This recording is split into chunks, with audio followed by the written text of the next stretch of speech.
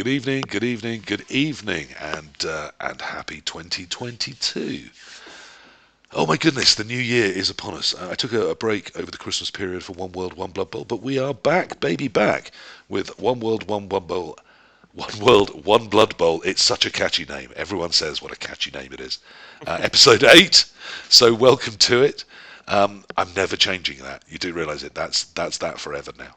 I have with me this evening, I am pleased to say, my good friend Colin Bazakastine, the tournament director of Fumble, is joining us on One World, One Blood Bowl.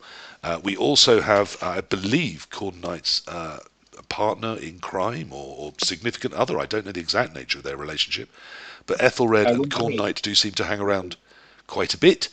But certainly one of the notable names from the league scene of Blood Bowl 2 is joining us. And then my third guest down in the corner next to me is Janinu, who is joining us from Team Malta, representing the world of tabletop in our brand new year. And is also hopefully going to talk to us a lot about Eurobowl, which is one of the real big events in the Blood Bowl calendar, particularly if you're a tabletopper, of course, but there will be spin-off events, I'm sure, all over Fumble and things.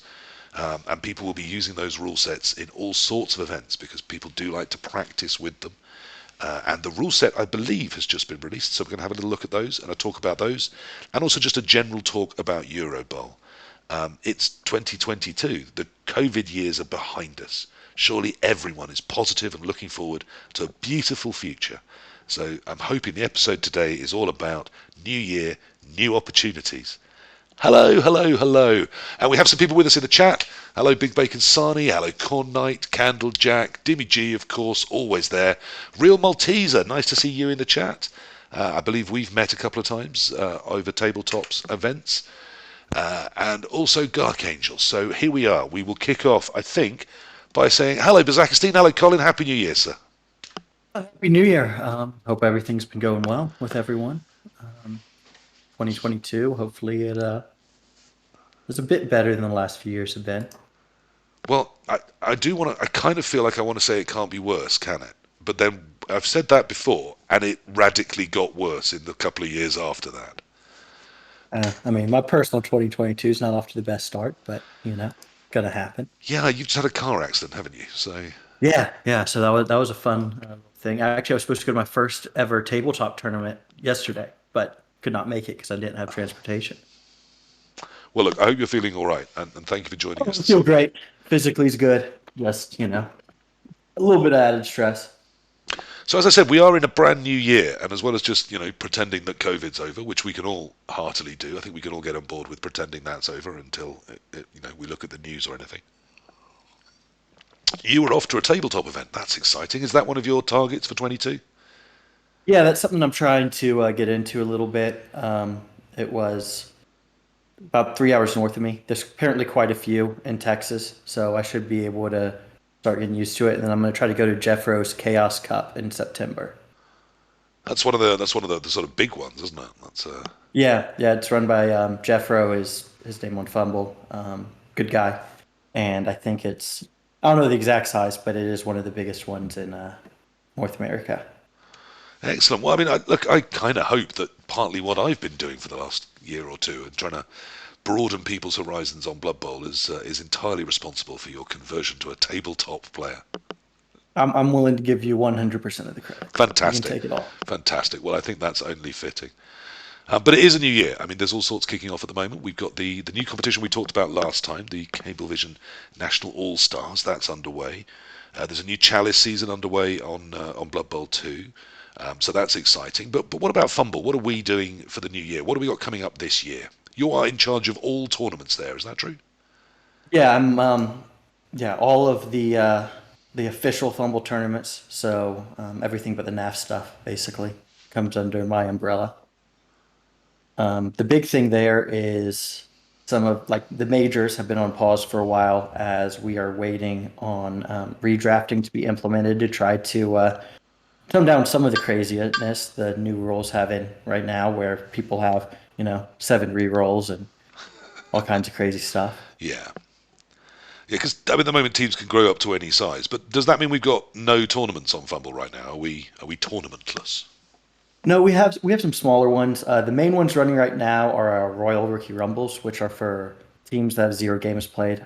Rolf is the staff member who runs those directly. And I believe we have 8 going on right now. So Right. they've been very active. It's one of those where he's been kicking them off on, I think on Wednesdays, he might be kicking them off right now whenever they get full. But there's pretty much, I mean, just taking a quick look, it looks like we're pretty close to another one ready to kick off as well. So anyone who decides to enter a team would probably be in a tournament here pretty quickly sometime this week. Yeah, so those are 16 team tournaments for brand new teams, aren't they? So they're not for rookie coaches; they're for rookie teams. Right. I mean, rookie coaches are welcome. Just know that there are going to be some very, very good coaches who take part in almost all of them. Yes, we heard from Gegster about him collecting titles for every race. And I think particularly until the scheduler comes back into the competitive division, I think there's quite a lot of coaches using the rookie rumbles to get randomly generated matchups, aren't they? As Yeah, well as obviously definitely. chasing titles. But Yeah, I mean, I've only managed to enter one just because I've been taking a little bit of a break from Blood Bowl outside the league, but I'm planning on throwing a team in something soon. We'll see what I decide to try. and what about outside of the Royal Rookie Rumbles? Is that all we've got to look forward to this year, or are Um, we hoping to bring back other so formats? currently, I've been firing off some Fumble minors about every other month. I'm actually planning on opening up registration for the next one on Wednesday, so that's something to look forward to. Um, and those are TV limited, is what we've always done in the past. That's what we're still doing right now. That's one of the things that with the new rules, once redrafting is in, we're gonna look over and decide if that's the right way to continue to do it. But we've had 2 different times we fired it off, 4 total tournaments, and they've all been very fun. There were some great games, some great coaches won. We saw So when you talk about a Elven TV, Union. when you talk about a TV cap, what sort of level are those coming in at? So the first group of them we capped at 1350 TV because it was pretty shortly after the new rules started. So I didn't want to put it higher and allow people who'd been able to play a lot more games to have a much bigger team than somebody who'd only had a little bit of time. The last one was 1600 TV. This next one we're probably going to drop back down to about 1350. We're doing 1350 for now because that's what the redraft cap will be in Fumble once it's implemented. Right. And when the majors come back, I presume they are coming back, are they? They will be coming back as soon as we have redrafting back implemented. They will start coming back largely on their normal schedule. We might speed one up a little bit if redrafting comes in at a point where it's going to be a little while until the next one. And how many of those are you planning on having in a year? We're going to go back to doing 5 is the Okay. plan. That's what we were doing before, Now, and it obviously, the was Fumble Cup is going to be one. That's the big once a year one on Fumble where everyone can just throw in a team. There's no restrictions. Any team gets in as long as they've applied, and only one per coach. And we've had before several hundreds of people in that, haven't we? What are the other 4 ones? Because one of my friends online particularly wants to know whether one of the older formats is going to relive, or whether we're sticking with what we had prior to the change. Any ideas on that um, yet? So yeah, so the Grotty Little Tournament, which is one that has 4 different groups of qualifiers, that one's definitely coming back. I believe that might be the second oldest one on Fumble. And it is definitely, yeah. So I know the one that I personally found really interesting that went away, that I know some people went back is Wheel of Chaos, and that is one I want to try to work back in. It's just such a unique format, and it's unique in a way where it doesn't really, it's not easily metagamed like some of the other ones. So I think it would be fun to get back in. The other two, we right now one of the questions is. Do we want 2 uh, tournaments that are going to be somewhat mutation themed, Because there's always or been the do we Warpstone want? Open as another sort of mainstay of the Fumble Majors, hasn't there? Yeah, and that one's a fairly straightforward. It's there's no difference to qualifiers. It's just kind of everyone gets sorted into a group, and you play whoever you get. But Grotty Tournament and Wheel of Chaos are ones I want in for sure. Probably the Ultian Invitational still, and the fourth one might be up for decision. We might do some sort of rotation to work in some of the old ones, just because they're all fun and unique. And Yes, I mean the ones that you haven't mentioned, of course. I mean the Black Cup. I don't think I see resurging because that obviously was the equivalent of the Fumble Cup, but just for the black box division. And as that doesn't look like it's going to be a thing, or maybe it is. I mean, perhaps for the scheduler only, perhaps a scheduler only major might be on your mind, because yeah, that would be that's pretty much what the Black Cup did, wasn't it? so that is something that I've wanted to think about is just the difference between the scheduler and open play, and possibly having some tournaments locked behind the scheduler. But at least to start off, that's not something we want to do. It's going to be, kind of see how they go and see if that's something that feels necessary down the road. But we don't want to start off restricting things, especially in the first year when everyone's going to be wanting to get back into the big tournaments. And then we come to the area where I struggle to be objective, of course, because both the Wheel of Chaos and the Crown of Sand were designed by me. But the Crown of Sand is the best thing ever in the world, isn't it? The Crown of Sand is quite interesting. The only real issue with it is once it got opened up to ranked, the prize is a little bit too much, uh, as I know since I won it, and I was like, this is ridiculous. But when it was in box, it made sense because it carried a negative that in box was a big deal because you'd have to play all that claw. Yeah. But Crown of Sand I quite like um, as well. That's one of the reasons why I don't really want to leave many of them out because I think they're all interesting. But And just because we've and set up also, for it, let me just, as well as talking people through it, show you physically, because I can. If we go to my Chrome capture, and not actually that page, but this one, you will see that's my Fumble homepage, slightly cropped because of what I want to show you later using this same window. Right up at the top here where it says Game, if you mouse over that, and then you'll see some drop downs appear underneath, and one of them is Tournaments. If you click on that, you get into the tournament selection page. These are the majors, as used to be. The six that were running last time they were sort of active are listed down the left-hand side. And then at the bottom are some of the minor tournaments that Bazakastin's just been talking through. And if you want to get involved with or enter into the Royal Rookie Rumble, you would click that button there under Royal Rookie Rumble where it says Main Tournament Page. It will take you to the main tournament page of the Royal Rookie Rumble. And then if you click on the word Teams, that is where you can apply your team. Any brand new team from the competitive division is currently welcome in the Royal Rookie Rumbles. And you can apply it in there, and the next one that starts, your team will be in it. Against all sorts of people. The reason I'm not clicking that is as an admin, I would be able to show you everyone that is currently applied. And that doesn't feel like a particularly fair thing to do at this point. Right, let's come away from that window for now, but I do just want to, take the opportunity to, blatantly advertise, but also, frankly, show off the sort of things that are on Fumble. Because a couple of people that have sort of moved to the site a bit more lately have talked about how tough it can be to find some things. And that's fair comment. I think we should try and respond to that by helping people out. Come and join in the Indeed, I tournament have scene. played quite a lot of games on Fumble, both me and a lot of the Maltese community, and we weren't aware of these tournaments and how to get to it. So this is very helpful. Thank you. Yeah, I mean it's something I'm finding even with One World, One Blood Bowl. The question of where do you put information? How do you try and tell people about things in the modern world? I mean, perhaps I need to tweet or TikTok, but I don't. And I don't know. Even you pop things up on Facebook, they get instantly lost to me. I have no idea how to search Facebook to find information. I mean, I do blog on Fumble, but how many people actually look at those or see those? Are the news pages looked at anymore? The world seems so fractured. I'm not really sure how we get information out there. So, whilst we're on that subject, I mean, it's great. That's what I'm trying to do with this: is to unite as much of Blood Bowl together and let us know about the things that are out there. If you enjoy One World, One Blood Bowl, tell someone about it because I don't know how to, or tell me how to. As long as it doesn't involve giving money to a Chinese bot factory, I might be down for it.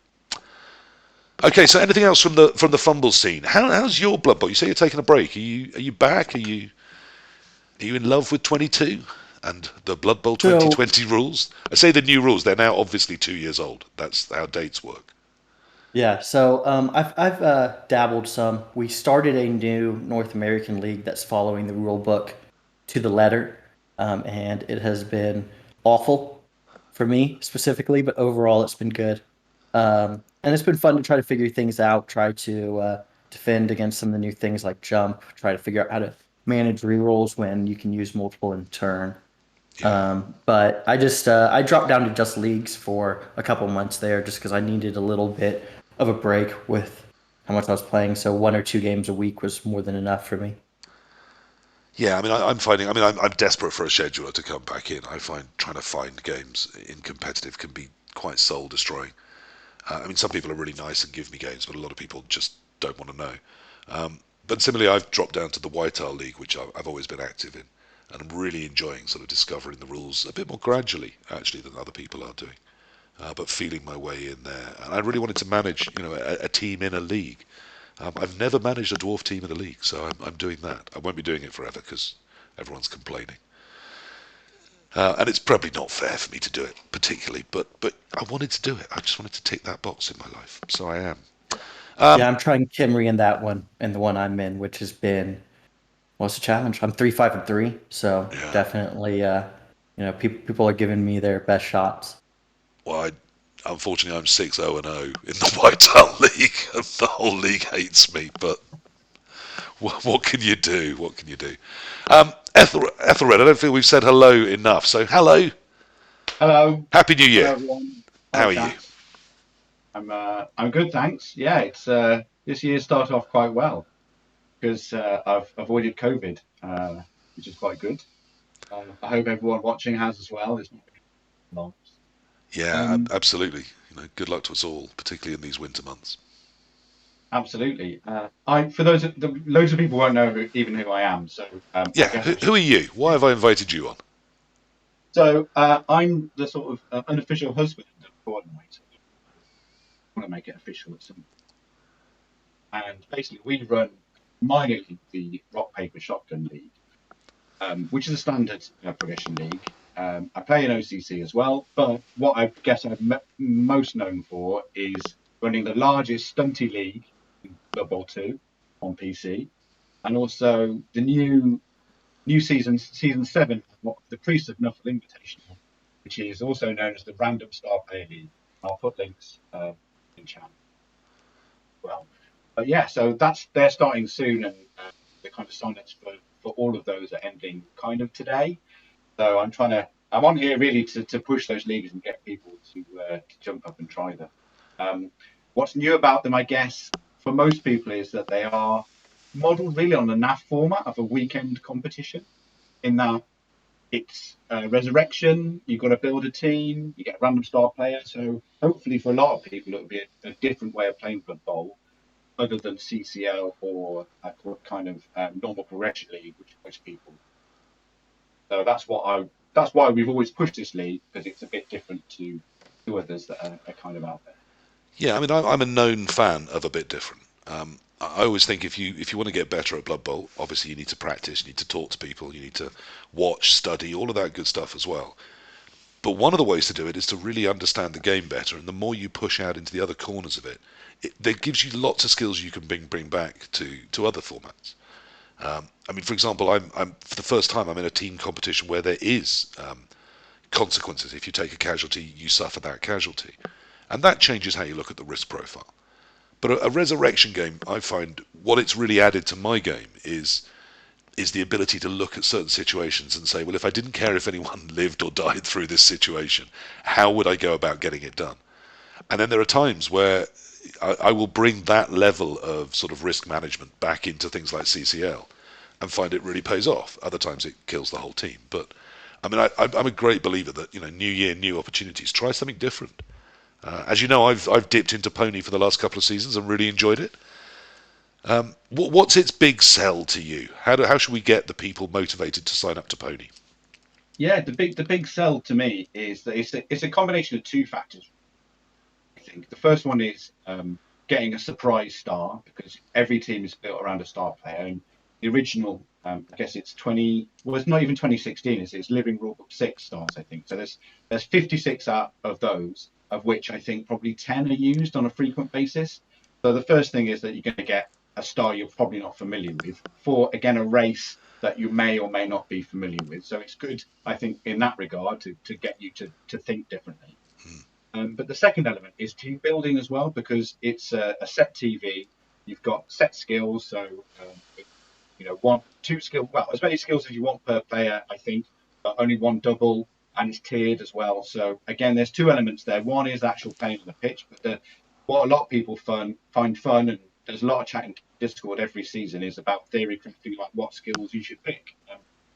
And sometimes the star players complement the teams, and sometimes if that stabby Rashnak hobgoblin. Oh, by Ethelred. Oh, he's back. Is he back? That's all right. You're back. Oh, sorry. I think I dipped out there. You did. But yeah. Chat's asking for the link, so I'm going to put it in. Yeah, do so. I mean, I'll talk about my last couple of years' experiences. The first year I took, I was randomly allocated Grashnak Blackhoof. No, it wasn't. Icepelt Hammerblow, which Malta had to take a Norse team, and I had to build Norse. And we did all right. We reached the playoffs with those and did all right there too. But it's, having to suddenly build around a Yeti, when anyone that asks me, I will tell you, build your Norse team without a Yeti, it's better. Was really, really interesting. And then last season, Eliod, who is toxic and hateful, traded in Håkon Heartripper to get himself Zara the Slayer. And I traded in a terrible, terrible star and got Håkon Heartripper. So I had to build a Dark Elf team with one of the most useless stars on the rule set. And that was really challenging and interesting and actually quite fun to coach, to try and find the games where I could get use out of him. And the games where I thought, you know what, you're right in the bench here because you're too much of a liability. And one game or two games, he was really, really not terrible, which surprised me because I expected him to be completely terrible in every game because he is so very, very bad. But I only know about Pony. I've had a lot of fun with it. So last season I invited a few mates in, and we had some big streamers in. The likes of Eliod did join us. And Dimmy G, once of this very show, and I believe in the chat with us this evening. And I think they all had a good time as well. What's this other one you're running? Is that similarly fun? Is that going to tempt me? Yeah, the other one is just a standard progression league. That's just our standard rock paper shopping league. It's a 10-day, not exactly the same format as all the majors, really, a 10-day league. We've got about 25, 30 coaches. It's 3 tiers again, 5 match day seasons, 10-day match days. So it's very relaxed. Yeah, it's pretty chill. The other one is Stunty. So that is just a pure Stunty league. And what we consider Stunty is the 5 Stunty races. So it's Underworld without rats, flings, ogres, and goblins, and then lizards without sauruses as well, or sauri, who you want to say. And again, it's a lot of fun. It's the biggest one in Blood Bowl 2. We did have, I think in the past we've had up to like 25, 30 Stunty for Insanity. At the moment we've got 12. But again, if people want to, if that floats your boat, then jump on in on Stunty. What I will say about Stunty, and I've got a great quote from Charlie Banks for this as well. But what I want to say about Stunty is it's so random. There's so much carnage. It's a fun league. You can't take it seriously. Just in it for the blood and guts. And Charlie Banks is, who some of you may know quite well, it's a waste of fucking time. And I really wanted that on the advert, which I'd never made. But yeah, that's his opinion of it. Which it is an opinion, of course. But yeah, if you want just craziness of Blood Bowl, then join the Stunty. Well, it's one of my New Year's resolutions is that I need to have some people that aren't particularly good at Blood Bowl onto One World, One Blood Bowl. And I'll get to why that's important to me in a sec. Because talking about that, it's a complete waste of time. Isn't that what games are supposed to be? Are we supposed to just enjoy ourselves whilst wasting our time? Isn't it there to make us feel things and to fill in the emptier moments of our day with something that's a waste of time, but an enjoyable waste of time? So yeah, play more. And yes, someone said to me, "Oh yeah, One World, One Blood Bowl. That's great. You've had only really, really good people on." And I haven't. A couple of people we've had on have been terrible at Blood Bowl. But they've got opinions. They've got things to say. That they're interested and passionate about Blood Bowl. And really, to me, that's the bar I want people to leap over. Not that they're elite coaches. I don't even necessarily know what that means.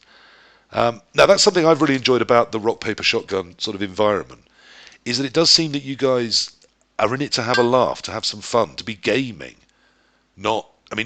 People try hard, but not try-harding. Does that make sense? Yeah, I think it comes from the fact that, one, we're sort of set up from the rock, paper, shotgun magazine, which is a very irreverent gaming magazine, or was. It's got a bit more corporate fairly recently, but certainly comes from the sort of, and again, English people in their 40s will know what I'm talking about when I'm saying your Sinclair and sort of Amiga Power and that kind of line it's come from. But yeah, so I mean, taking that attitude forward into the league, it's just it's meant to be fun primarily. Yes, you can play, and people do play to win, but it's meant to be a fun environment as well, which doesn't always come through in some of the other leagues. But there's always an element there. We try and have a sense of community and a sense of fun, and just generally be silly, because ultimately, I think Blood Bowl is a silly game. Isn't it just? Absolutely. We should never lose sight of that, despite how competitive we try and make it. And people loved having Gagster and Purple Goo on, two of the most competitive people on earth, and definitely more competitive than I am. But it's a beer and skittles game designed in a pub by drunken 20-somethings watching the highlights of American football and not understanding what they were seeing, and turning that into a ridiculous game using elves and orcs and chainsaws. How you can take that overly seriously if you accept the sentence I've just said, I find incredible, but people do. Yeah, I mean, for me, any game where there's chainsaws, that's just fun straight away, isn't it? They're generally terrible and they're not going to do anything. But I'm sure we've all been on the receiving end of a chainsaw that's played a blinder and taken out half our team and killed everyone, and you're thinking, what the hell just happened? Well, that's Blood Bowl. Look, so we've had 20 Phoenix say that he kicked off, I think, in the RPS. That was his first league. Yeah. No, come on back. I mean, they're lovely people there. It's for people that just grind all the time in one format of Blood Bowl. I think my message to them is bring the joy back into your life. Find a different way of playing Blood Bowl, and you might find that it's less stressful, that it's a different experience, and that it feels different and really revitalizes you, like a nice whiskey and bourbon. Okay, so how's your 22 looking? Corn Knight dropped in the chat earlier, and I registered it, though ignored him at the time, that you're also looking to debut on Tabletop. Yeah, I'm really quite excited, to be honest. It's my first tabletop game since a quick demonstration game in Games Workshop Newcastle in 1995. So I'm really looking forward to it. It's the UK BBL event that's on this weekend. It's next weekend now. It's on in Derby. And to prove I'm not taking it seriously, although obviously I do think I'm going to win the whole bloody thing. Of course. I'm taking Fouling Pro Elves. That's my strategy. I've been trying to talk. People have tried to talk me out of it, but that's what I'm sticking with, and that's what I'm saying. If I don't know why Corn Knight's watching this, because he should be painting my team ready for next week. He better get on and do with that as well. Look, I don't want to get between whatever the two of you have going. I'm just going to leave you to it. But I have people that paint teams for me, so I absolutely get that. I love playing on real life, but there's no way I could put the little paint details in. It would be embarrassing. I've got 3 kids. Do you know what I mean? I'm going to find time to paint. Corn Knight has only got 1, so. So is that what you do? You just go, who's got the least kids? Right, you do the painting. That's exactly it. That's how it should work with everything. So we have been sort of circling around Tabletop, it would seem, throughout this episode, and I'm thrilled to say that we actually have, as he unmutes, realizing that I'm coming to him, oh yes, you can spot a segue when I'm midway through it, as we actually have the delightful, I am pleased to say, Janinu here from Delegation Malta. Hello, good evening. Good evening to you. Good evening to everyone in One World, One Blood Bowl. One World, One Blood Bowl, absolutely. OWOB. That's never catching on, is it? That's just never going to be a thing. This is a TikTok that you need to do, though, with everyone going like this. Do you think we could get the kids in if we did that? Maybe. World, one. I still can't make the B's well. I used to speak a little bit of sign language. Sadly, that was years ago. So Malta and Eurobowl. Wow, that must be incredibly stressful. Organising one of the. For those that don't know, Eurobowl happens every 2 years. Every year, except the year that World Cup happens. Right. So when there's a World Cup, we don't do a Eurobowl, but other than that, there's a Eurobowl. And it is, outside of the World Cup, the biggest thing in the Blood Bowl calendar, would you say? I'm pretty sure it is, yes. Last Eurobowl was in Wales in 2018, because 2019 was the World Cup, and I believe it had around 350 players. So yeah. Wow. So that's. I mean, the World Cup gets huge, but outside of that, that's as big as they get, isn't it? Just about. Yeah. Yes, I believe the biggest numbers I've seen apart from that has been the NUF Championship with 220 and Revobowl in Spain with around the same numbers.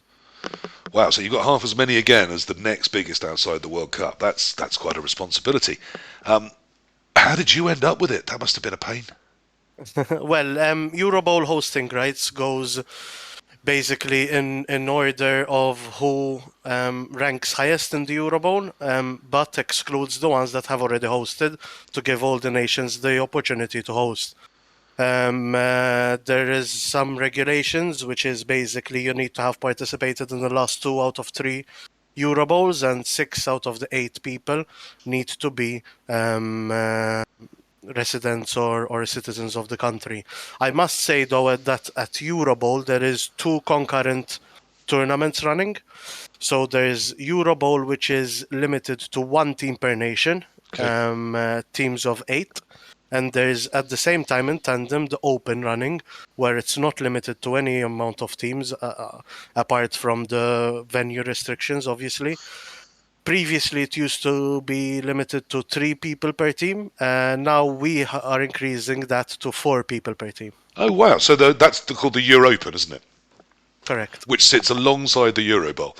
So the Eurobowl is an exclusive event, unlike the World Cup, where everyone can take a team. It's not like the Football World Cup. It's not done on a nations basis, the World Cup. The Eurobowl is. And as you're saying, it's teams of 8 from all of the nations across. Is it just Europe that can send those teams in? Up until 2018, it was limited to just Europe. We have decided in the last captains meeting to open the invitation to nations outside of Europe for the simple reason that it's one world, one blood bowl, and why not allow the all the nations participate? Obviously, though, the nations outside of Europe, the only clause with it, cannot win hosting rights. Sure. So, I mean, that's the bit you're going to keep to in the name, is that it is within Europe. It's a primarily European competition, but just, there's no point letting the name limit who can turn up. Yes, if if So if I can find 6 Argentinians and 2 presumably Welsh people, I can bring Team Argentina to the Eurobowl. Correct. Colin, are we tempting you? I'm not 100% sure that someone who's played 0 tabletop tournaments has the connections to get a team together. I think if you offer them tickets from America to Malta, you'll probably find people volunteer. Yeah, I'm not sure that I'm going to be covering anyone else's tickets, Okay. but that is cool. No, I mean, it is something that someday I would like to get to a tournament in Europe. So, long term. Yeah, I'm pretty sure there's already an American team that's forming right now, and there's quite a few people interested from what last I've heard. Well, that would be fantastic, wouldn't it, to really genuinely get someone across the Atlantic to come? Yeah. Now, what sell just before we sell Malta, because I think that's where we want to start here, is why should people want to come to Malta? Obviously to play Blood Bowl, but there must be other reasons. I just want to check something, and Colin, I'm sorry, and I know you're a smart and educated and beautiful man who I respect and love. Do you know where Malta is? Well, I presume it's in Europe. But no, Okay. yes, I know where Malta is. It's an island out in the Mediterranean. It's just south of Italy. See, now you might be thinking that all Americans are stupid and there was no way he was getting that question right, but he did, didn't he? He nailed it. Take your prejudices and eat them. There we are. Thank you very much for that. So why should we want to come to Malta? Well, we're pushing the tournament as more than just a tournament. It's a place where you can come, and it's a holiday destination at the end of the day. We're famous for 300 days of sunshine, so you're very likely to hopefully we'll have sunshine during the weekend. We're still swimming in October, November time. There's a lot to see when it comes to history. Our cuisine is extremely rich with influences from all around the Mediterranean. I mentioned history already. We have the oldest freestanding structures in the world, and I could keep going on about it. And this is the beauty of it. It's all within 36 by 16 kilometers, so it's a tiny island. You can get from one end to the other in less than half an hour. You can be, I don't know, playing Blood Bowl, and 5 minutes later you're at the beach, and that's more or less the distance. Hopefully the hotel is going to have from the beach. Because I did Google map the venue, and it does look to be at first glance on an industrial estate right in the middle of the island. But Yeah, that's not correct. actually true, is it? Um, it is partially true. I must also reiterate that due to COVID and whatever, nothing is set in stone. Not even the dates we have set in stone. We are doing our best, because I've had a lot of requests to finalize everything as soon as Yeah, I mean, possible. I was going to go there. Is there an aspiration for those dates while we're on them? No one's going to hold you to Um, it. We understand that COVID and regulations means you can't tell us the dates. But No. Up until a it's month not ago, next I week, would have is it? said no. Up until a month ago, I would have said, it's like 90% certain that it's going to be those dates. However, due to certain changes that we've had, there has been some reconsiderations which we are trying to finalize as soon as possible, to get back to everyone. Most of the considerations that we're doing is basically vis-a-vis cost risk analysis, obviously, to everyone. We want to. Our main priority is, number one, to hold the event. We'd rather shave some stuff off and make sure we have an event, rather than aim too high and it doesn't materialize, basically. But if I was to say you were looking at autumn rather than summer, you wouldn't correct No, me? it will definitely be towards the last weekends of October, beginning of Okay. November, for So sure. yeah, okay. So we've narrowed it to that sort of window. Back end Yeah, of October, early November, somewhere around there. correct. Okay. Correct. So no one should be panicking about, oh my God, this is going on. I would love to go, but it'll be full up. Presumably we haven't sold tickets yet. No, we haven't sold any tickets. Nothing's gone for sale. I must, though, Eurobowl will be first to be registered. So first we have to allow for the registrations of Eurobowl teams, and normally there's between 20 to 24 teams which we're expecting. Then the open part will open up. Poland, when they had the registrations open for 2020, I think sold out their 350 tickets within a week. So we're doing our utmost to increase capacity as much as possible. Again, while still keeping into consideration that primarily our aim is to hold the event. Yeah, to get it to actually happen and to keep people safe whilst Yeah, they play Blood Bowl. But I mean, if you look at exactly. the demand there was for the World Cup, I mean, who knows? You could find that suddenly you get 700, 800 people trying to get tickets. That wouldn't shock me. Yeah. No, it wouldn't either. And we're doing our best for any eventuality. Any idea what you're going to cap out as? Is there a maximum at the moment you're working towards? No. Okay, fine. I'm not going to put you too much on the spot with that. I'll put you on the spot with other things in a minute. And look, Ethelred, Colin, I don't know how interested in this you are. Feel free to come chiming in. You are still here, guys. Does it tempt you to head off to Malta for a nice long weekend of Blood Bowl? Yeah, I mean, for me, massively. I mean, I love Malta. I've been a couple of times with work, but it's always been a treat every time. Usually you spend when you work when you travel when you work internationally, it's like a treat because you're going places, but usually you see your customers and the hotel and that's it. But with Malta, there's so much. It's so beautiful just to walk around the place. It's like you've got to get out there and see it. So yeah, so if I am free, it's really tempting. I mean, who wouldn't want to go to Malta? Well, I mean, I've found I have been there once. It's the family I want to take. I've actually found weirdly they don't hate the English, which is quite a nice thing to find in Europe. They actually sort of don't particularly mind us being there. And also, as you said, it's incredibly beautiful. The weather is outstanding. And even if you are staying right by this place where you're playing Blood Bowl, the coast is a stone's throw away and incredibly beautiful. And I would imagine most people will actually probably stay in one of the guest houses around the coast and then travel, in a car or a bus or whatever to get there and play their Blood Bowl. That would seem to make The more idea sense. is we have a this is definitely, we have this agreement already with one of the local hotels, which we're going to basically block out for Blood Bowl players. So they're going to have preferential rates, and as well we're going to have shuttle buses directed from the or any venue we hold it at.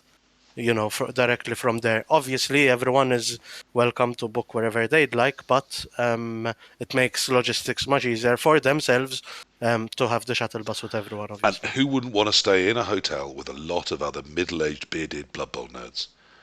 I mean, that pool scene is going to be hopping. With a pool that everyone can jump in. There has to be a pool. I mean, that surely is the law. Now, we have talked about the rule set. I don't know if you can cast your eyes upon the screen, but this is the one I've found. There is one knocking around as a download, but I hope the one that is currently on Eurobowl.eu, that's Eurobowl.eu, and then as well as lovely things like a picture of the specific industrial estate. To be fair, it is in the middle of a beautiful park, but where you are expecting to turn up in Malta, and as he said, it is right in the middle of Malta. Oh, hang on, I haven't. That's why that hasn't happened. There we go. So as you can see, that red flag is where we would be heading. It looks a lot like that, which I'm sure you can agree does look both beautiful and slightly like an industrial complex at exactly the same time. But if you do go to Eurobowl.eu and you click the word rules, you get this up. Janinu, is this you, or are you just standing in front of someone else's decisions here? No, it is me and another two guys, but I have been heading the group, so no, we took the decisions together. A shout out here to Metal Malta and Rona, and especially a lot of help and support while we're here to a lot of Italian guys and Triple Skull and Loner. I think he's on the stream as well.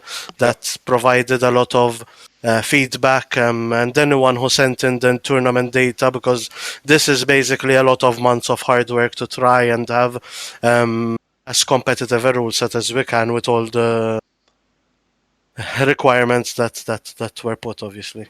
Fantastic. Well, I mean, it definitely takes a village. Oh, and we are joined at exactly the right moment by the delightful Andy Davo's stream. So welcome to both of those people. We have already talked to Bazakistine about the Fumble tournament scene, and also to Ethelred about some Blood Bowl 2 leagues that he's running, and about the scene over on the Rock Paper Shotgun website and Discord and sort of environment for league play that he runs. We're now talking to the lovely Janinu about the Eurobowl rules that is taking place in Malta, confirmed to be in the autumn, probably late October or early November in 2022.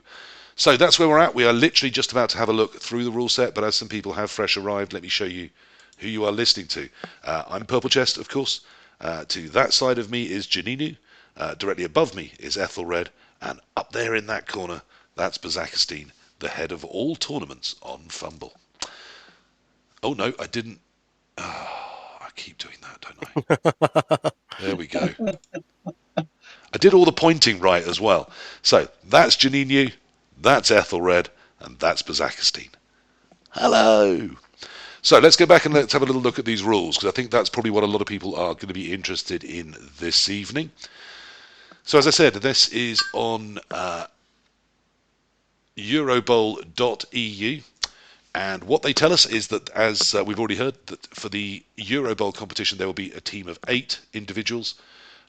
For the Europen there will be teams of 4.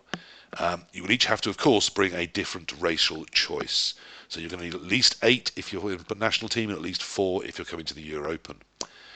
And as we said, as has been already said to us, at least 5 coaches must come from the squad's nationality if you're representing a national team. By FIFA rules, a lot of people seem to be able to be Welsh if they choose to be, but I'm sure that's all legal and complying. Actual team building, here's the bit that people are going to care about. So it is, as has been widely predicted, the 115 GP, which seems very common at the moment. We'll ask about that in a second. And is it just because Lizard players can't deal with the fact that they wouldn't be able to have exactly the same teams they would have done before the changes?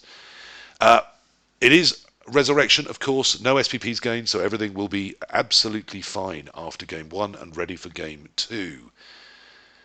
Permanent, and obviously anything that becomes alive because of necromancers or plague will not be there for the next game. So unless they are active and given to you in that game, then they disappear.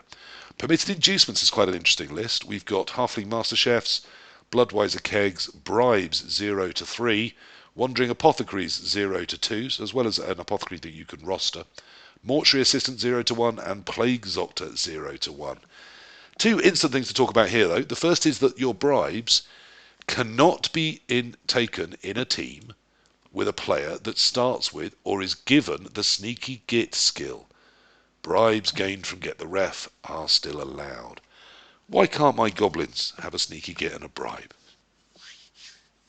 Basically, to start off, let me rewind a little bit and go to the whole idea behind the rule set. Okay, yep, sorry, let's start there. Before I start and- picking little holes, yeah. let's talk to you about why have you come up with these rules, Janinu? What are you trying to do? So, Eurobowl is the number one competitive tournament that happens on an annual basis.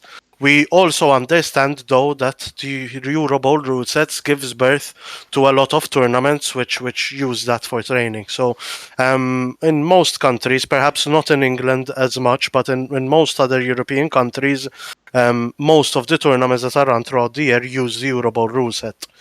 So we understand our responsibility that the rule set needs to be a bit more open rather than just super competitive. When we started working on the rule set, we still did not have the new rule book, and our main aim was to increase the number of races that are normally seen at Eurobowl. So traditionally at Eurobowl, it was always the same maximum 10 races that used to be seen throughout all 20 nations. So you had England meeting Spain with the same 8 rosters, the same skills being given. And for us, that was slightly boring. We wanted to have more options available while still trying to retain a competitive and not too random outlay to the tournament. So that is the get-go and the basis for most of the decisions that we took. Going forward from that, the first hurdle that we had when the new rule set came out was star players or no star players. And that I think was the first bone that we had to pick due to the nature of how star players were handled in the new rule set, the special skills that they had, the reduction in costs. And there was 2 issues. One, we found that yes, star players were putting an element that was a bit too random. Specifically, I'm looking at you, Mighty Blow +2, and I'm looking at you, Huck, Flem, and Griff. Those were the biggest headaches that we had, and I think we found a mechanic which sort of balanced it out and made it playable, because we were seeing that over 80% of the tournaments organized under the new rule set were using star players. So people wanted to play with star players, and us not including them in our rule set would not be something that sits So that's well. what I was It would going to have ask. been So there was the option of just saying no star players, but you Yeah, decided you're yes. going to let them in and try and balance them into the rule set. That would have been the easy option, because that's what most people who normally participate at Eurobowl wanted. But I believe it would have hurt the scene more than it helped it, for the reasons I mentioned before. So we wanted to find a way where we can work them, and someone who wanted to take Morgan Torg with their halflings would still be able to, even if it's not competitive or whatever, but he wants Morgan Torg with his halflings, and that's fine, you can take him. So yeah, that was the idea behind the star players, I and don't want think him we to have managed. Morgan Flog with his halflings. Well, he's going to have quite, he's going to end up with like 2 skills, I believe, or something like that. So there's a big payoff for having the Mighty Blow +2 included. So before we go back into the specifics of the rules, I was talking with the lovely Purple Goo before this, who, as you know, comes with a bit of an agenda. He used to run all tournaments for the NAF. He asked a couple of very, very tough questions. The first one I think is worth talking about right now. Should this be on you? As this is, as you said, actually going to be the rule set used by quite a lot of tournaments across Europe, I would imagine, for the next year until this tournament is run. And in England, it's the same. It won't be every tournament, but quite a lot will now run to Eurobowl rules as soon as they know what they are. Yep. Should they be My centrally handled by the NAF, or should they be left to the organisers? So let's start with why they have been handled by the organizers, and that's used to be because the reason we had was that every nation can put its flavor to the rule set, and I agree with that. However, on the other hand, um, uh, I'm a strong believer that there should be a central organization. Now, be it the NAF, be it the Eurobowl committee, be it whatever. Centralized group you want to handle it that should handle this. However, and this is something that I underline, if that is taken away from the host country, then we also need to support the host country with taking care of all the scoring that's done. Because if we're doing the rule set and then telling the host country, okay, you need to organize the tournament with this, I don't think that's fair. I think if we're doing the rule set for the country, then we need to go to the country and take care of the scoring, the pairings that come up, etc., etc. Because that's also a big headache for in my opinion, that's my biggest headache. That was my biggest concern with running the tournament. Partially because I don't, we want the tournament to run as smoothly as possible. But if the committee decides to implement X or Y, then why do I need to implement it? Do you understand what I mean? Okay, yeah, no, that makes sense. So if they're taking away your power to decide how the rules are going to be, then implementing and scoring those rules should also be part of that. Whoever's doing Correct. that, yeah. Correct. And then I'm very happy that anyone can do it. Yeah. I think you've got three very sympathetic faces here. I think everyone on this particular One World, One Blood Bowl would call themselves an admin to some level, and is aware of just how demanding people can be when it comes to giving them what they say they want, and often shouldn't really have. Okay, so we've got a rule set. Are you happy with it? Are you in your heart? Are you thinking we've done well here? Yes, we understand that this is probably in 3 years' time. We'll look back, or 2 year, or a year's time, or immediately after the Eurobowl, we'll look back and say, "Oh, we should have done this. We should have done this." But we also understand this is the first biggest tournament that's going to be held under the new rules, and we definitely we will not get it perfect. But I think I'm extremely happy, especially knowing where we started from with this rule set and where we have released it now. Yes, I am extremely happy with what we're releasing. Yeah, I mean, you've basically had about a year to try and find a meta, grab it, and put it into a rule set, haven't you? Yeah, exactly. Yeah. It's not been easy, but with the help of a lot of data from especially, I forgot to give a big shout out to Mike Davies, with his stats. That has been extremely helpful. Yeah, I'm a huge Mike Davies fan, which is why we had him on One World, One Blood Bowl several episodes ago, and I desperately want to have him back. If there's one man that I really trust with the statistical underlying trends of Blood Bowl, it's Mike, and he's fantastic at that, and very, very positive and very, forthcoming with them. I do want to go back to having a little look at some of these rules, though, and I want to make a couple of them clear. So there's a couple of things I just wanted to talk about. So let's go back to my question. I was too angry, and I didn't let you say what we agreed you were going to say, so now I'm going to say it.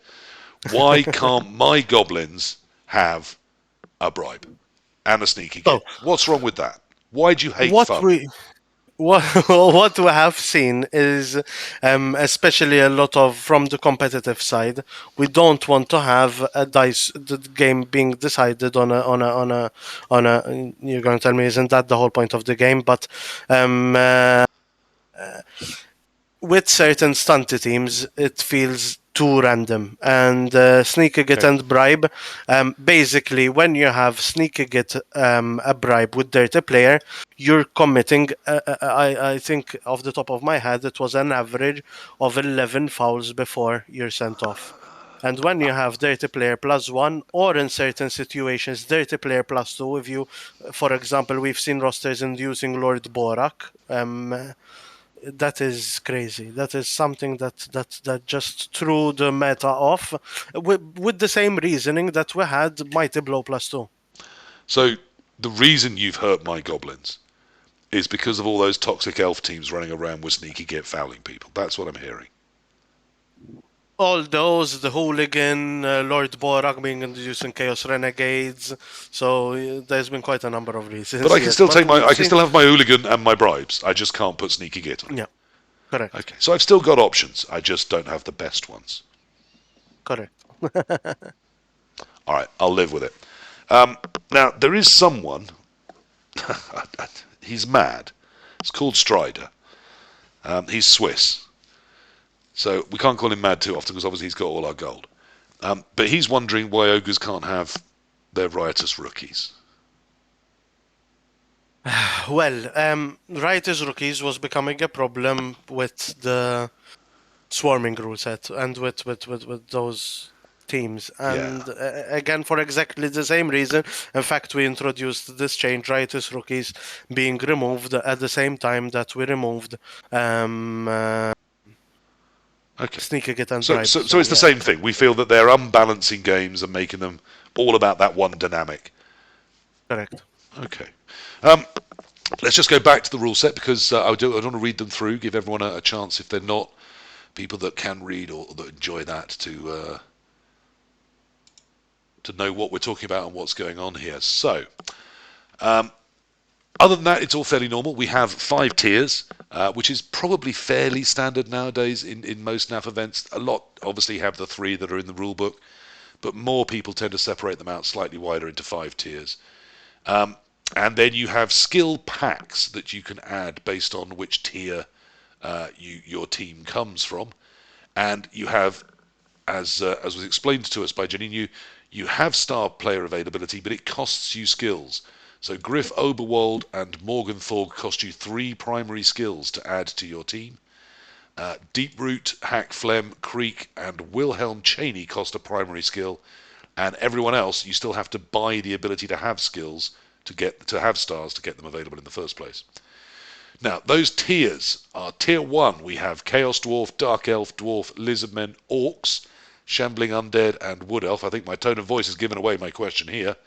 And you can either have 6 primary skills, or 4 primary and a secondary, or 3 primary and an access to 1 star. Now, of course, your star might also cost you 3 primaries, so you might have no skills but access to 1 star. Correct. Or 0 skills and access to 2 stars, and that way, of course, you couldn't afford any of the ones that cost extra skills. That's fairly normal. Most of the teams there aren't going to surprise people. Chaos Dwarf, Dark Elf, Dwarf, Lizard Men, Shambling Undead, Wood Elf, no surprises at all, and also Orcs. Recently downgraded by Games Workshop to Tier 2. Are you happy to say that you think you know better than Games Workshop? Yes. We have seen that in the Fair enough, can't competitive argue with scene. that. They have, with the increase in their movement, they have really gained a lot. And I have seen a lot of top players that have been doing some extraordinary stuff with them. The big ones that have gone up to movement 5 has improved their game. The game has, we have also seen that the game has moved slightly towards a bit of a bashier meta, and we believe that orcs have gained more than they've lost being downgraded to tier 2 for sure. Okay, I'm not going to fight you on it. Ethelred, Colin, Games Workshop have moved Orcs down to Tier 2. Eurobowl has put them as Tier 1. Whose side are you on? Eurobowl. Yeah, it's got to be. I mean, I don't think GW even look at stats, do they? So they probably rolled a dice and downgraded Orcs for that reason. Okay, so we're all happy to say that we agree that Janinu knows Orcs better than Games Workshop does. Leading him training only in the wake of Cyanide, who, as we all know Blood Bowl better than any of us.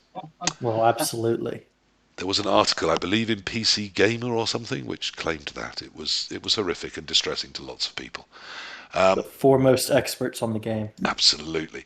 Okay, so that's Tier 1. Tier 2 is Amazon, Humans, Necromantic, Horror, reasonably high placing for them, Norse, Skaven, and Underworld cropping in at Tier 2. So that's a respond to the current meta, isn't it?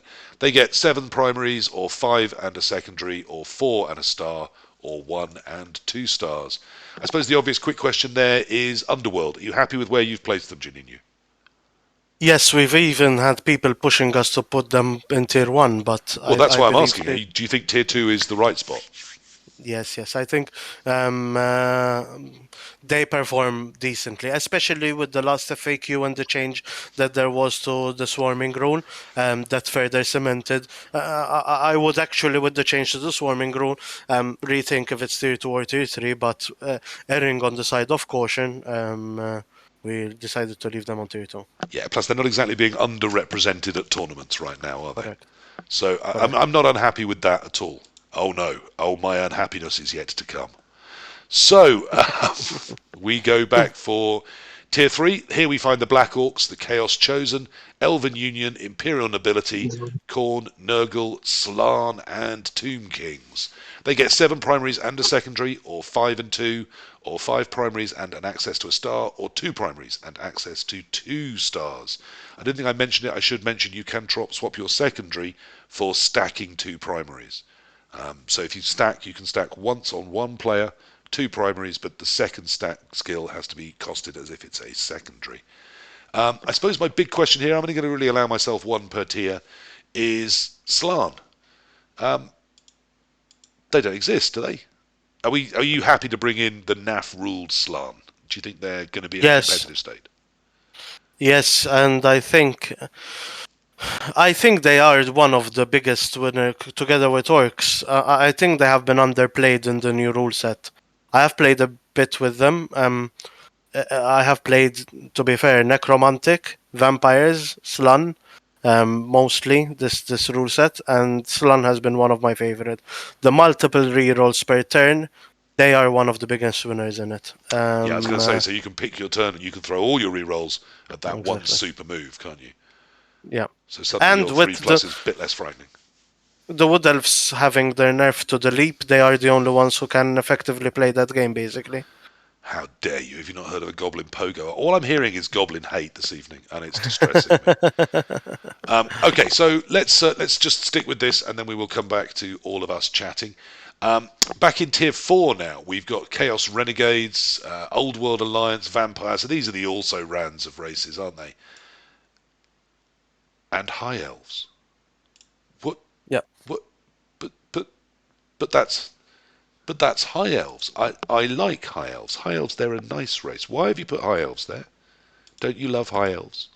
We do, and that's why we put them there, because we want to see a bigger representation of them. We want to see them play the competitive level, which they have rarely ever been. Do you think they did as much as Vampires? Is that what you're saying? Vampires, I think that they're the. Have you played Vampires in the new route? I've faced them. They're awful. I mean, I faced them, and for half the game, I didn't know what the hell I could do. For the other half the game, they just fell apart. Yes. In offense, they're okay, but in defense, it's very difficult to face them due to how hypnotic gaze works, how animal savagery works. They just open up everything very easily, and it's a very different ball game with vampires. How we felt that there's a big nerf to elves across the board, and I believe high elves are now going to be well represented. Also, high elves have always suffered from lack of skills, and this is the only way to compensate for that. Yeah, no, look, as a lover of High Elves, it's interestingly sexy to me, the idea of being able to maybe justify taking a High Elf team to a Yeah. major tournament. And certainly I'd want to mock some teams up and have a look at what you could do with them tiered so low. So it's That was instant. the whole point between what we thought for the rule set. We wanted people to not look at the rule set and say, okay, it's undead, dark elves, wood elves, lizard men, dwarves, chaos dwarves. It's the same 8, 10 races. Looking at this rule set, I believe you really need the captains for all the nations need to draft 16 races then that they then choose 8 from. Okay, and so then for my final tier, let's just go and have a little quick look back at the Stunty tier, the one that you're clearly not expecting anyone to bring because you haven't given them much. I don't think So we've so. got goblins, halflings, ogres, and snotlings, and they get 8 primaries and 2 secondaries, or 6 primaries and 3 secondaries, which I think would tempt me. Or if you want a star, you only get 6 primaries and access to a single star, or 3 primaries and access to 2 stars. So I mean, 6 primaries and 3 secondaries is kind of tempting. Put some block on your goblins and your trolls, but I'd really want a star alongside it. Are you Yeah. seriously thinking you're going to get some Stunty players along? Other than obviously, is Yes. there a Stunty award for the best Stunty? Haven't thought exactly about the awards. Haven't got that far. I don't think so, since it's a team event. I must also highlight one thing, that in your team you can only pick your star player once. So there can only be one Griff, one Morgan Torg, etc., etc. So that's So an each nation important. can only bring them once. Correct, and the same for European in your team of 4. Oh, that's quite cool. I must highlight that Griff ogres is something that is extremely terrifying to face. Halflings, there's quite a few options for them. Snotlings and goblins, I must admit, it's a bit less appetizing, especially with the nerfs that we had to do it with. Yeah, it's It's, very, very tough to come up with a rule set that serves all of the races equally and makes them all competitive. Yeah. But that's what you said you'd tried to do. Think you've got there? I think we've pushed the selection up from 10 to close to between a 16 and a 20 competitive races. But yes, we do understand that we can't have everything competitive. What do you secretly think people are going to be surprised by how many there will be of them and how well they'll do? What's your... Let's pick your brain. What do you think is going to be the dominant race that people aren't expecting? Griff ogres for sure. I think it's you just give the ball to Griff and let him do his work. And Necromantic without I think Necromantic have really gained a lot with the rates and how they work out. Those two vampires, I just like them. I don't think they'll be surprising people, but I do like vampires. But I think yes, ogres with Griff is I would probably pick them if I would be captaining Team Malta. Now, is this fixed and done? Is there any changes to this now, or is it done? With the only open part we left is the FAQ in May. We reserve the right to include, not include, or otherwise any parts of the FAQ as presented in May. But if there's any spikes coming out between now and then... No. Okay. No star players, the new ones that have just been announced, unfortunately, they won't be included. We had to do a cut-off date and say, listen, from here on, you need to work with this to give people time to train and prepare. And the standard rules are in place, aren't they? In that you're expected to have... I mean, I'm going to call it 3-4 colours and based, but it's pretty much that, isn't it? Different... There's a few little painting rules in there that say, please actually have painted teams. And there is an idealised, if you are skill banding, try and use these colours. If you're painting bases, try and use these colours. People will ignore that, but some people won't. So mostly people will, and a few people won't. So I like the way that's been done.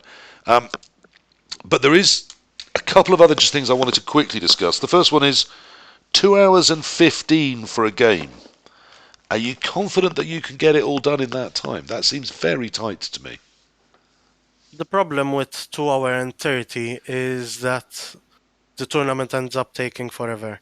And typically in a tournament as big as Eurobowl, you do expect some delays here and there with pairings or whatnot. So we don't want to be playing up until late in the evening, especially because we're here for to enjoy ourselves apart from playing as well. So that part is important as well. And we feel fair. I mean, I don't know. I'm not the one to talk about this because always finish my games in an hour and a half maximum. So Yeah, I am. I don't. I mean, I've talked about this before. I often find that I've actually started sneaking a chess clock in on my phone. I got so paranoid that I was slow. And I did some secret timing of a couple of games of mine, and it turns out I was only using about a third of the time available, and my opponent was often using quite a lot, which I took as a compliment, that perhaps I was setting them challenges, or perhaps they just, loved looking at my beautiful face. But I believe you're making chess clocks available within the rule set somehow. that's what I was double checking because whenever I do a rule set, I always include the fact that anyone can implement a chess clock from the get go.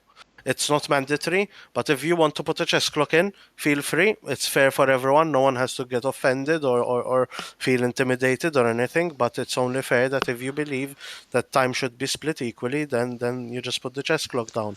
However, Shouldn't we time be do. split equally? Shouldn't chess clocks be mandatory? No, and the only reason I say no because even when I play with an extremely slow player, I still allow them to take as long as they want, just because I will be making up for the rest of the time. But I understand that's why I've left it open. That for anyone who wants to put a chess clock, that just happens. So, Colin, Ethelred, let me bring you in here. You sit down at the Euro Open. I presume it would be the Euro Open or Eurobowl. And someone sits down opposite you. Do you pull out a chess clock or not? Is that something you can morally do? Does I mean, it I could feel definitely right? morally do it. Doesn't it make you a try-harder? I mean, yeah, but I'm fine with that.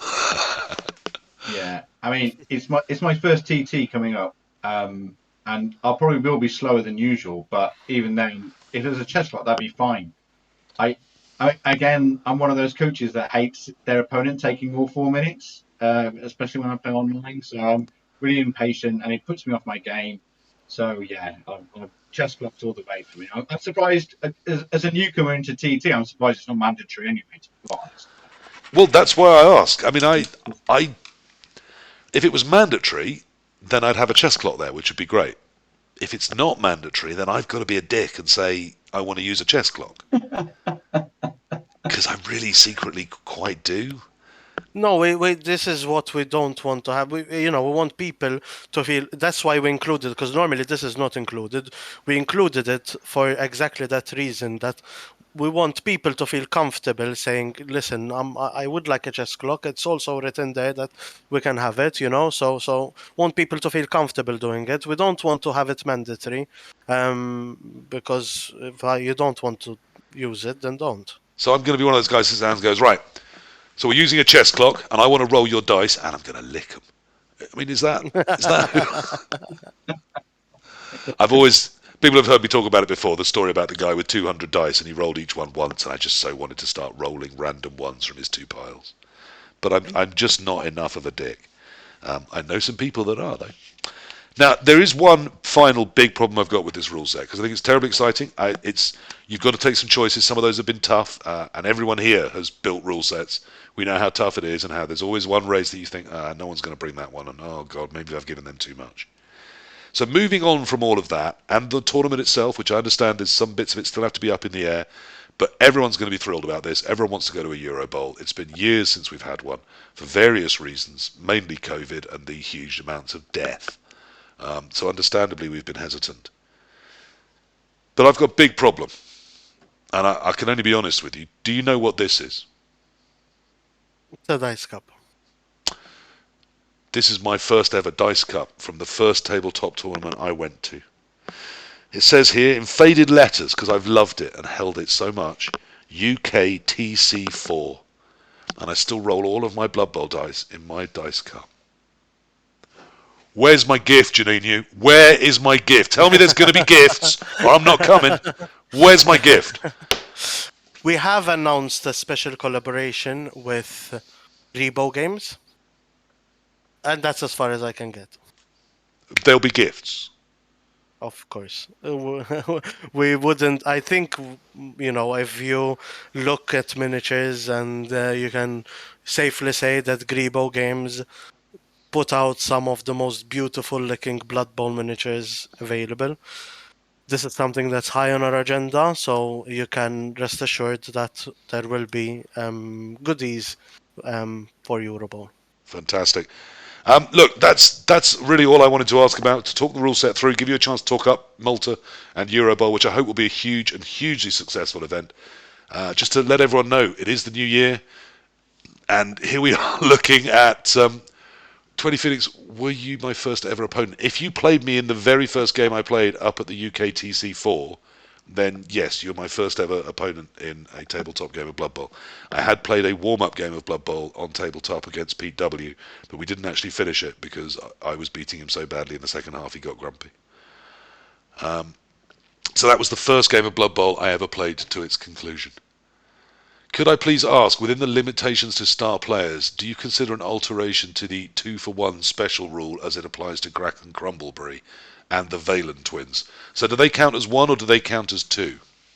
I think rulebook says 2, so it's 2. So we're sticking with the rulebook on this. Okay, so Grack and Crumbleby, you need to have the skill set bought, the package where you can have 2 stars, and then you can bring Grack and Crumbleberry along. Okay, excellent.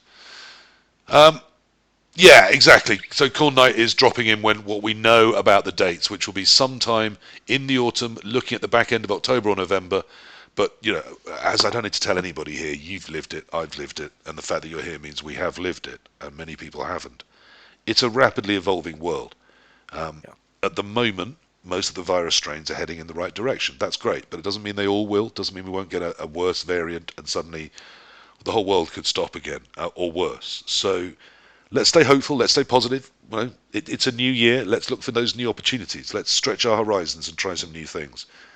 But let's also be aware of each other and kind to each other, and just aware that, Juninho's come on. He's putting himself out there. They're organising a huge thing that could at any day just be told this can't happen. And I really respect the effort you've put into that, and that must be really stressful, mate. So thank you for that. Yeah, totally. I think the whole of Blood Bowl would say a big thank you. Whether it happens or not, we hugely appreciate the effort that you're putting in. You and the team, of course. Yes. Okay.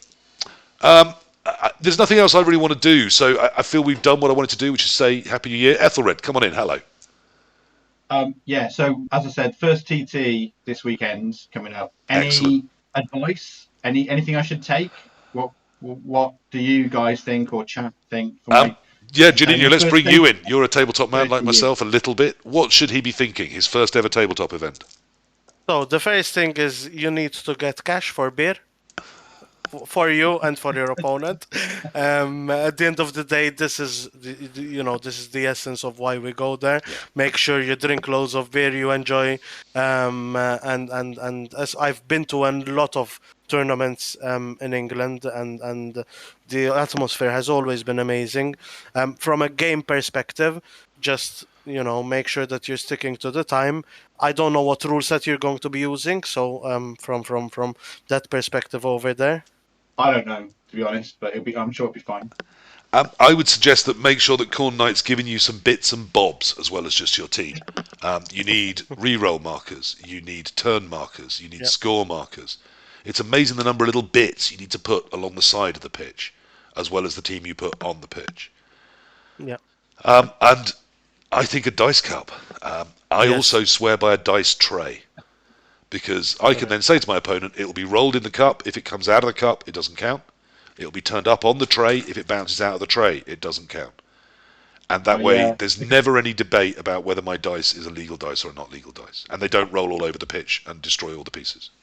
Yeah, I bought some casino dice and I bought a dice tower Christmas. Well, I've got it for Christmas, so that's in preparation for that. God, do we all agree? I mean, Colin, dice towers are for nerds, aren't they? That's a step too far. I mean, I have no idea what a dice tower is, so I can't really comment. It's literally a tower. You put the dice in at the top, they bounce around in it, and they come out at the bottom on a little tray, showing you what the result is. Oh, we're going to see one. I got one for Christmas as well. Oh, fantastic! Okay. And mostly they are decorated as if they are on, the corner of a Blood Bowl field in pseudo sci-fi medieval times. I'm never sure exactly when Blood Bowl is set. It's got chainsaws, I'm not even sure so it I can't have be dice, medieval to be times. honest. Shocking. I have block dice that I got from Krister. My quest continues. I want to get a proper dice fetishist on this show. Mainly so I can show him some of my extremely rare dice and see if they're worth anything to him. That's the sole reason. But I love them too. They're part of our world. Ethelred. I want to get some casino blocking dice. I've got cash waiting, so if anyone can send me a link, I'm buying the same. There is a thing, isn't there, that people say that people that love dice and casino dice say that the dice we use in Blood Bowl aren't balanced. There's too much crap printed on them or dug out of them, and that really we need to use proper dice, and we don't.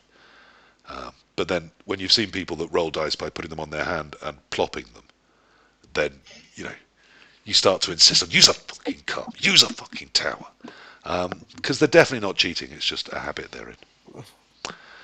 Anything else from the chat? Sorry, I haven't had someone in chat tonight. The lovely Kofo was going to be in there and then leap into the stream and talk about anything that had cropped up in the chat that I've missed. But rather selfishly, he's decided to go skiing as France is letting British citizens and British residents back in. So he isn't there to do that for us this evening. The dice tower came from a discussion as to what Ethelred might need if he ever went to do tabletop, which he's going to go and do next weekend. If you've got the latest rule set, I would take the cheat sheet from that, Ethelred. I think that can be really handy. Other than that, yeah, a positive attitude, a big smile, and the ability to lose and not mind. Don't be afraid to ask. You'll be amazed if you've mainly played computer games how much of the game you think you understand you really don't understand. From what are the first 5 things you do when you sit down to play a game of Blood Bowl? I'm reasonably certain you wouldn't necessarily get them in the right order. I rarely do. So just be prepared to listen and learn, and it'll be quite stressful but fun. Fairly quickly, it'll start to all make sense, I promise. Now, I did promise right before we started, I did tell these guys that as well as all of these discussions, which I knew would have us in little pockets, I wanted to talk about 22. So what are our aspirations for 22? Let's end on a positive note. What are we hoping for in our lives or our Blood Bowl in 2019? Wow, that shows how old I am. In 2022, let's start with the interestingly poised on my screen and frozen Ethelred. Or not. Let's start with Bazakastine. I missed your question. What are you looking forward to? What are your aspirations and hopes for you and Blood Bowl in 2022? Okay, sorry to jump in, Colin. I want to do well this first TT. I think it'll be a lot of fun, and I want to finally win a season with my Dark Elves and OTC, even on. Okay, that seems fair. Have some fun, but also achieve some success. Colin, what are you looking forward to in 22? Well, as far as Blood Bowl goes, I'm looking forward to getting involved in the tabletop scene a little bit. And then I need to beat Happy Grew in a league championship game tomorrow night. That would be ideal. That would get it off to a good start. And then just like life-wise, just trying to get everything. I need to get a car, I guess. But besides that, just trying to build some more stability and see if I can, if things continue to clear up with COVID, maybe take a few trips. Didn't you have a car until really quite recently? Yeah. I had less than 72 hours ago, I had a car. It worked great. Now it's never going to run again. So. Sorry, that was way too soon for that inappropriate joke, but that's me. Oh no, it's great. I don't really mind. It happens. Not my fault. Can't control other people, so not going to dwell on it. Most importantly, that you're all right. There's stuff I like in my life, but if all the stuff I have just destroyed tomorrow, as long as the people I care about are fine, then it's just stuff. It can always be replaced or ignored. Janinu, I have a feeling I know where this may go. Can you think beyond Eurobowl and Malta and 2022? Do you have any personal goals? Yes, I have a lot of personal goals. This year is looking like it's going to be a bit of a crazy one for me. Moving houses, buying a house, so there's some on that front. Travel more, hopefully, finally get to travel. Before COVID, I used to go to like 10 to 12 foreign Blood Bowl tournaments a year, so I really miss that. Blood Bowl was the means for me to explore new places, meet new people, and discover new cultures and stuff like that. So that is something that I miss, and I want to hopefully try and get back to as much as possible. But other than that, it's a lot focused on the Eurobowl this year. We're hoping that we organize a successful tournament that will be enjoyable for a lot, and we want to get the community back together, because Eurobowl is where you meet old friends, and it will make us very happy. Yes, it's amazing the number of people I can walk into a room and I recognise or I know. And then all the ones I think I don't, I hear their names or I see their names if they've got those football shirts on, and I go, oh, actually, I do know those ones as well. And suddenly you realise, there's times you do realise that you're part of a community in Blood Bowl that's bigger and stranger and odder and more global than you perhaps realise when you sit at home clicking a mouse button and piling on all men's. Fun as that can be, there's a lot of Blood Bowl out there outside of that. Personally, I'm hoping that we can continue the success of One World, One Blood Bowl. I like talking to people about Blood Bowl. I hope to keep doing it. I hope we do ones about all sorts of things. Someone just happened to hit 2 episodes and said, it's great that you're doing a Blood Bowl podcast all about mental health. I've seen the one about mental health and I've seen the one about diversity. And I went, yeah, but there's actually loads about other things too. I'm passionate about those things, but I'm also passionate just about Blood Bowl. I want to do an episode about dwarves. I want to do an episode about orcs. I want to do an episode about why the Scots aren't particularly good at Blood Bowl. So there's all sorts of things, and some of them are about inclusivity. Some of them are joking. I love playing Scottish people at Blood Bowl because they're not going to beat me, and it's always a great time.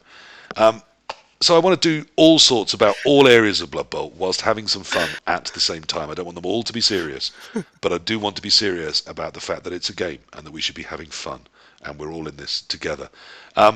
Anyone got anything else they want to drop in before we say a final good night? Well, look, thank you guys for joining me on One World, One Blood Bowl episode 8. That was us. Thank you and good night. I will try and raid you in somewhere.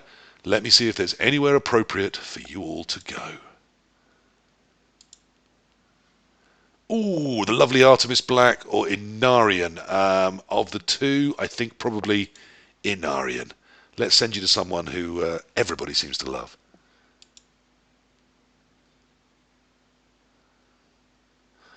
Okay, that should be firing off in just a second. So as it does, I'm